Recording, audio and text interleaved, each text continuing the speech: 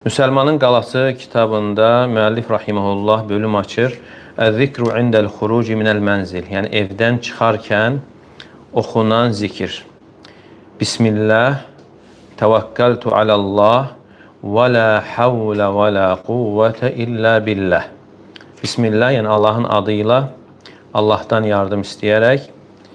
Təvəkkəltu alallah, Allaha təvəkkül etdim. Və la havlə və la quvvətə illə billah. Və güc qüvvət yalnız Allahdandır. Bundan öncəki zikirlərdə biz götürdük. Müsəlman gününü necə başlayır? Yəni yuxudan oyanarkən hansı zikirlər oxunur? Hətta yatağında ikən, gecə oyandığı zaman hansı zikirlər oxunur? Və bundan sonra, oyandıqdan sonra hansı zikirlər oxunur? Sonra dəstəmaz alır. Çünki namaz işlərin içərisində ən mühüm əməl sayılır. Yəni insanın diqqət yetirəcəyi ən mühüm məsələ elə namazdır. Çünki əsl həyat elə budur. Ağıl sahiblərinin diqqət yetirəcəyi həyat. Çünki ağıl sahibləri bu fani olanın arxasına baxırlar. Fani olana yox, bunun arxasında olan əsl həyatı düşünürlər. Yəni, ən böyük həqiqətləri bilənlər onlardır. Tövhidi bilənlər, Allahı tanıyanlar və həmçinin axirət diyarını bilənlər onlardır. Və həmçinin Allaha aparan yolu bilənlər onlardır. Və buna görə də onlar öz həyatlarını bu sözlərlə, bu əməllərlə başlayırlar. Və dəstəmaz almaq istədiyi zaman Allahın adını çəkir və dəstəmaz qurtardıqdan sonra yenə Allahı zikr edir. Necə ki, bu zikirləri götürdük. Dəstəmaz alan insan və həmçinin bu zikri deyən insan namaz qılmaq istəyir. Və həmçinin namaz qılmaq üçün paltar geyinir. Və paltarı geyindiyi zaman hansı zikr edir? Və sonra ayaq yoluna girdiyi zaman hansı zikr edir? Ayaq yolundan çıxarkən hansı zikr edir? Və evindən çıxmaq istədiyi zaman hansı zikr edir? Və bütün bunların hamısını Allahın zikri ilə açır. Deməli, insanın, yəni müsəlmanın yatması, yatışı Allahdan yardım istəyərək Allah üçündür. Və həmçinin onun oyanması da yenə oyandığı zaman Allahdan yardım istəyərək Allah üçün gününü başlayır. Və bunu da Allah Teala öz sözü ilə Quranda vəsf edir ki: "Qul inna salati və nusuki və məhyaya və məmati lillahi rabbil alamin." Deyir ki, həqiqətən mənim namazım, qurbanım, həyatım və ölümüm də aləmlərin Rəbbi olan Allah üçündür. Həyatı tövhidlə, daima tövhidlə bağlıdır. Allahı zikr etməklə bağlıdır. Allaha təvəkküllə, Allahdan yardım istəməklə bağlıdır. Və işlərini Allah həvalə edir. Və insan bu zikirləri etdiyi zaman öz gücündən uzaq olduğunu etiraf edir. Daima Rəbbinə bağlıdır. Bütün hallarında. Və buna görə də günün əvvəlindən belə başlayır. Və evində olan işlərində və evindən çıxarkən də. Yəni Peyğəmbər sallallahu aleyhi və səlləm evindən çıxdığı zaman bu duanı edərdi. Bismillah, təvəkkəltu alallah və la havlə və la quvvətə illə billah. Və başqa zikir də var, o da inşallah gələcək. Evindən çıxdığı zaman Allah Resulü sallallahu aleyhi və səlləm bu duanı edərdi və digər hədisdə gəlir ki, Ənəs ibn Məlik radiyallahu anhudan "Fədə yuqal lehu huditə və kufitə və vuqit." İnsan bu duanı etdiyi zaman Bismillah, təvəkkəltu alallah və la havlə və la quvvətə illə billah. Artıq sən hidayət oldun. Yəni cənnətə aparan, Allahın rizasına aparan bir yola. Və kufitə və Allah Teala tərəfindən bütün şərlərdən qorundun, yəni xoşa gəlməz hadisələrdən. Və vuqitə və şeytanın şərrindən qorundun. Və şeytan ondan uzaqlaşar. Ve yekulu şeytanun ahar keyfe leke bi raculin hudiye ve kufiye ve vuki. Ve diğer şeytan bu şeytana diyer ki necə sən hidayət olan və Allah Teala tərəfindən qorunan və şərlərdən qorunan bir kimsəyə necə bata bilərsən? Yəni təsir edə bilərsən. Yəni bu hədisin digər yolları da var və isnadını da Şeyx Albani rahimehullah səhihləşdirmişdir və həmçinin demişdir ki, Buxari və Müslimin şərtinə uyğundur. Deməli, burada keçir ki, Peyğəmbər sallallahu aleyhi və səlləm kənə idə xaraca min beytihi, evindən çıxarkən, ərəb dilində bu forma idə xaraca, kənə nəbiyyü sallallahu aleyhi və səlləm idə xaraca, bu davamiyyəti bildirir. Yəni bir dəfə yox, yəni ömründə bir dəfə duanı etdi, kifayət eləmir. Yəni bu davamiyyətə dəlalət edir. Kənə idə xaraca min beytihi, yəni bu işin, bu əməlin sabit olmasına, davamiyyətli olmasına dəlalət edir. Çünki ərəb dilində idə ədatı, bu şərt ədatıdır. Bu əməlin, bu feilin təkrarlanmasına, hər dəfə evindən çıxarkən. Hətta ərəb dilində kənə sözü özlüyündə bu işin davamlı olmasına dəlalət edir. Necə ki, Allah Teala İsmail aleyhissalam haqqında deyir ki, və kənə ya'muru əhləhu bis-salati vəz-zəkə. O öz ailəsinə namazı və zəkatı əmr edərdi. Yəni davamlı. Bir dəfə yox, davamlı. Deməli, bu ümumi qayda olaraq nə vaxt hədislərdə gəlirsə kənə idə, yəni bu işin təkrarlanmasını, davamiyyətli olmasını bildirir. Yəni müsəlman bunu bir dəfə deməklə kifayətlənməməlidir. Yəni deməsin ki, artıq bu sünnədir, mən bir dəfə dedim, artıq həyata keçirdim sünnəni və daha etmir. Xeyr, bu hər dəfə evindən çıxarkən. Yəni burada evindən çıxarkən gəlir. Yaxşı, biz başqasının evindən çıxarkən, məsələn, başqa yerə qonaq gedib, hotelə gedib, mehmanxanaya və yaxud da kiminsə yanında qonaqdır, oradan çıxdığı zaman bunu deyirmi?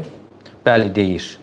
Çünki insanın hər an qorunmağa, Allah Teala tərəfindən hifz olunmağa, hidayətə ehtiyacı vardır. Ona görə insan bu mənaları Allaha təvəkkül etdiyi zaman xatırlamalıdır və işini Allaha həvalə edərkən və həmçinin evindən çıxarkən, yəni olduğu yerdən çıxarkən Rəbbindən yardım istəyərək çıxmalıdır. Yəni burada evindən çıxarkən, yəni bu ona görə gəlib ki, insan çox vaxt evindən çıxır. Yəni başqa yerlərdə isə nadir hallarda olur. Yəni başqa yerdə olduğu zaman, qonaq getdiyi zaman oradan da çıxarkən bu duanı edir. Buna əsasən, yəni harda olmasına baxmayaraq, oradan çıxarkən bu dua olunur. Duaya başlayarkən Bismillah deyir. Bismillah. Bismillah haqqında artıq danışılmışdır və burada ehtimal var ki, Bismillah lil isti'anə, yəni Allahdan yardım istəmək üçündür. Yəni, axrucu müstə'inən billahi xuruci. Yəni, Allahdan yardım, bu çıxışımda Allahdan yardım istəyərək çıxıram. Və yaxud da Allahın adıyla çıxıram. Bismillahi axrucu.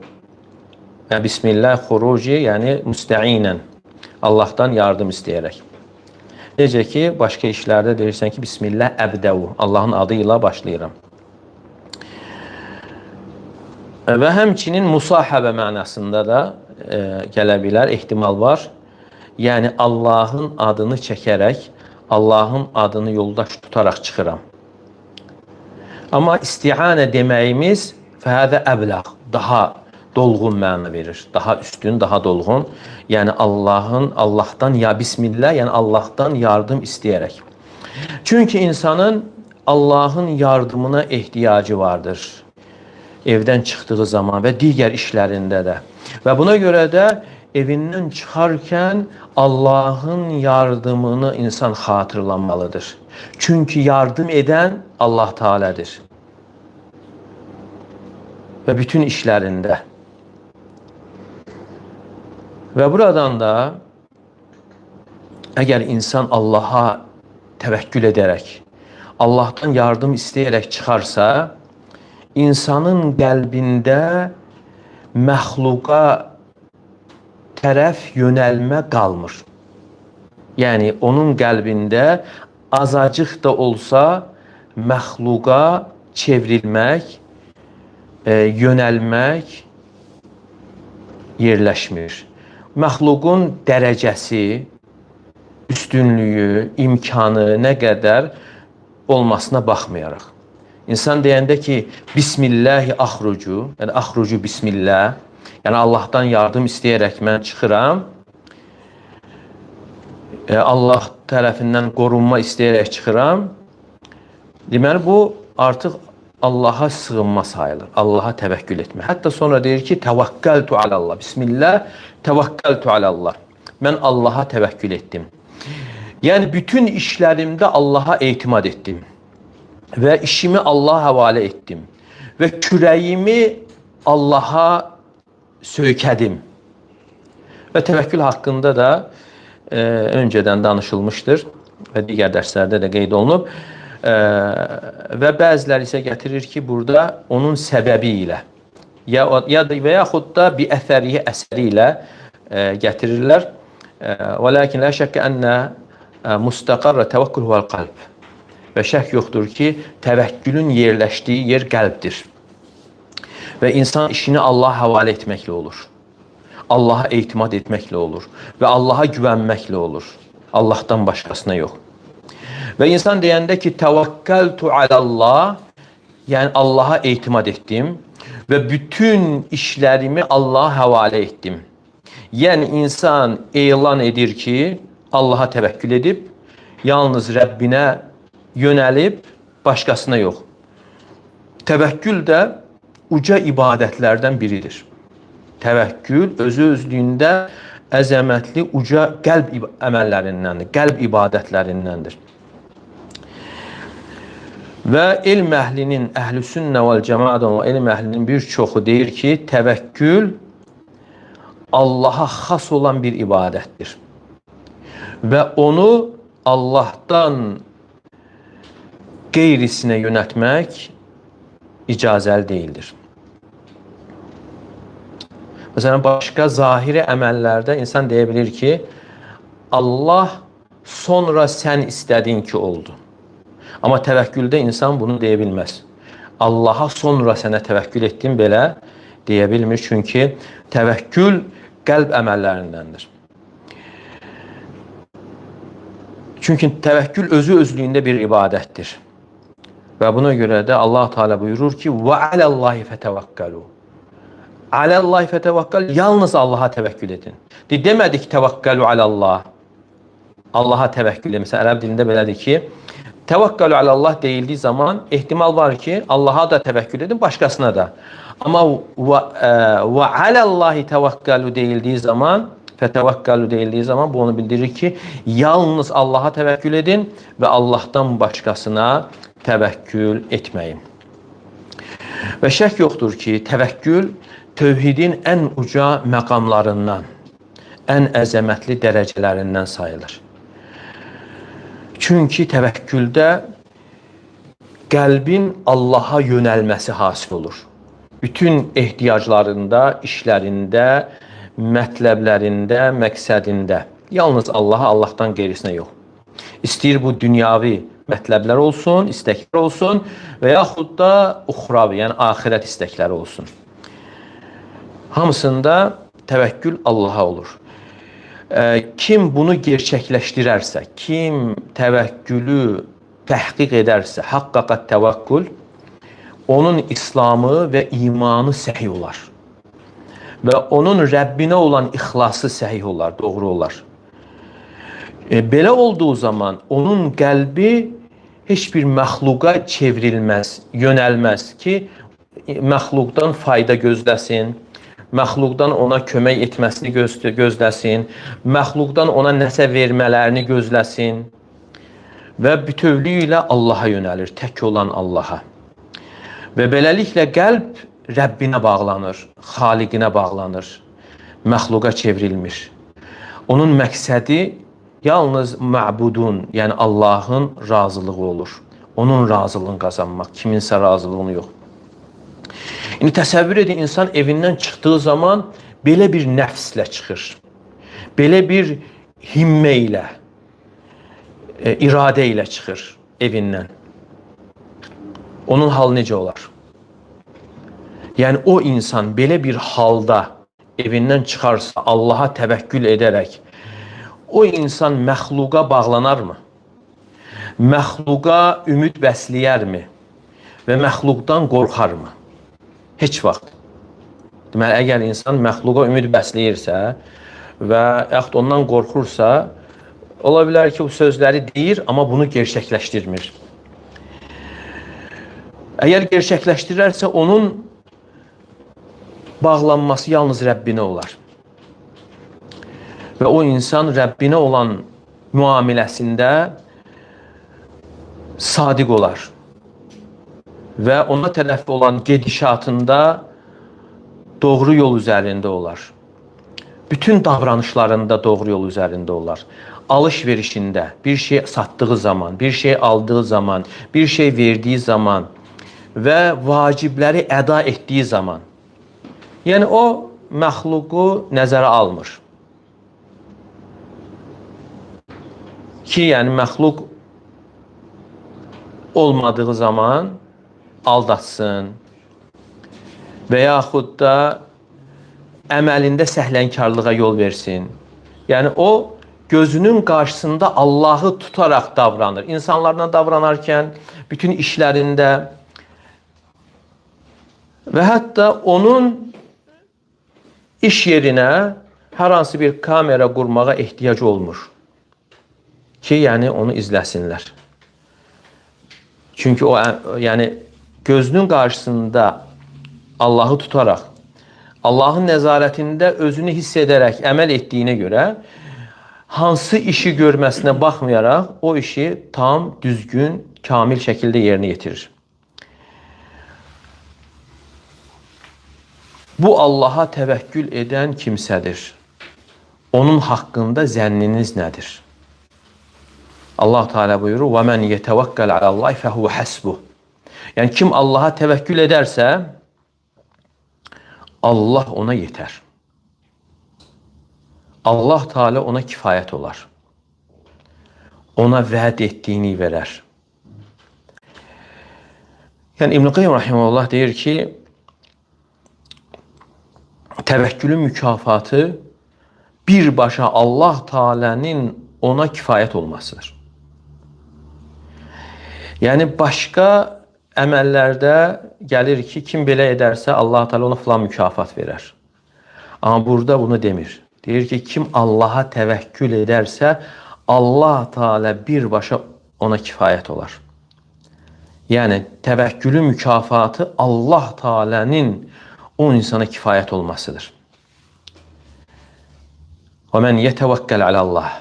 Kim Allaha təvəkkül edərsə, deməli onun mükafatı Allah Teala onu mükafatlandırır. Nə deyir? Fəhuve hasbuhu. Allahın ona kifayət olmasıdır. Əgər Allah Teala bir kimsəyə kifayət olarsa, ona heç bir qorxu təsir etməz. Və düşmən ona tamah sala bilməz. Hətta hər yerdən birləşərək ona hiylə qursalar belə. Allah Teala onun üçün çıxış yolu açar və onun hesab etmədiyi yerdən, gözləmədiyi yerdən onu ruziləndirər. Kaş ki biz bu mənaları oxuduğumuz zaman xatırlaya bilək. Yəni insan əgər bu mənaları, məsələ sadəcə zikrin dillə deyilməsində yox, dediyi zaman bu mənanı xatırlayaraq deməsi və evindən çıxdığı zaman Bismillah, Təvəkkəltu alallah və la havlə və la quvvətə illə billah. İnsan deyib, parlaq bir nəfslə evindən çıxır. Yəni, belə bir halda olan insanın haqqında soruşma. Və sonra onun ibadətinin halını soruşma. Və belə bir insan riyakarlıq etməz. Və belə bir insanın ibadəti nə qədər çox olmasına baxmayaraq ücb olmaz. Yəni, öz əməli ilə qürrələnməz. İstəyir namaz olsun, istəyir dəvət olsun, istəyir digər işlər. Çünki bu sözü deyən insan təvəkkəltu alallah və la havlə və la quvvətə illə billah deyir. Yəni deyir ki, güc və qüvvət Allahdandır. Yəni o insan işini Allah həvalə edir. Yəni bütün işlərində Allahdan yardım istəyir, Allah üçün edir və Allahdan yardım istəməklə yanaşı bilir ki, bunlar hamısı Allahın yardımı sayəsindədir. Bunu da etiraf edir. Və şək yoxdur ki, belə bir insan insanların ən sadiqi, ən doğrusu olar. Və insanlar içərisində Allahdan ən çox qorxan, ona ümid edən və onun nəzarətində özünü hiss edən olar. Bu insan ki, Allaha təvəkkül edir, o insan mütləq Allah barəsində zənni gözəl olar. Əgər Allah barəsində zənni gözəl olmasa, təvəkkülü gerçəkləşdirə bilməz. Və qorxular ona hər tərəfdən üz verər. Onun qəlbi əsən küləyin qarşısında olan bir tük, lələk kimi olar. Baş verən hadisələrdən qorxar, ehtimal olunan hadisələrdən qorxar və hətta həqiqi olmayan bir şeylərdən qorxar. Daima narahatçılıq içərisində olar. Qarşıda gələn günlər onu düşündürər və gecələr onu narahat edər. İbn-i Qayyim Rahiməhullah buyurur ki, təvəkkül dinin yarısıdır. İkinci yarısı isə inəbədir, Allaha dönməkdir. Çünki din özü yardım istəmək və ibadətdən ibarətdir. Yardım istəmək, isti'anə, bir də ibadə. Təvəkkül özü isti'anədir, yardım istəməkdir və inəbə isə ibadətdir. Və buna görə Fatihə surəsində deyir ki, İyyəkə nə'budu və iyyəkə nəstəin. Yalnız sənə ibadət edir və yalnız səndən yardım diləyirik. İnsanın Rəbbindən yardım istəməsi elə təvəkkül sayılır. Və bundan sonra insan deyir ki, وَلَا حَوْلَ وَلَا قُوَّةَ إِلَّا بِاللَّهِ. Güc və qüvvət yalnız Allahdandır. Deməli, insan bu sözü dediyi zaman İslamını, tam şəkildə təslimiyyətini elan edir. İşlərini Allah'a həvalə edir. Yəni, insan öz gücündən, öz bacarığından uzaq olduğunu etiraf edir. Deyir ki, mənim nə bacarığım var, nə imkanım var, nə məni xilas edəcək zəkam var, nə mənim məharətim var, nə bilgim var, nə vasitələr var. Yəni, insan la havlə və la quvvətə illə billah dediyi zaman bütün bunların hamısından uzaq olduğunu etiraf edir. Deyir ki, bütün bunlar hamısı Allahın yardımıyladır. Və la havlə və la quvvətə illə billah. Yəni, heç bir şeyə sahib deyil. Yəni, hər hansı bir qorxunu, zərəri və şərləri dəf etmək üçün heç bir hiləyə malik deyil. Deməli, bu sözü dediyi zaman mənim hər hansı bir şərri dəf etmək üçün və mənfəəti cəlb etmək üçün bacarığım, gücüm yoxdur. Mömin insan bunu dediyi zaman mümkün deyil ki, məxluqa meyl etsin, məxluqa güvənsin və yaxud da öz nəfsinə güvənsin, mümkün deyil. Və yaxud da öz əməli ilə qürrələnsin, ücb yaransın. Ücb də nədir? Ücb, yəni insan etdiyi əməli özündən görərək Allahın yardımını unutmasıdır. Və həmçinin mümkün deyil ki, insan öz zehninə yönələrək o mətləblərin, istəklərin öz idarəçiliyi ilə, öz zəkası ilə hasil olduğunu düşünsün. Və yaxud da başqasına çevrilsin, yönəlsin. Mümkün deyil.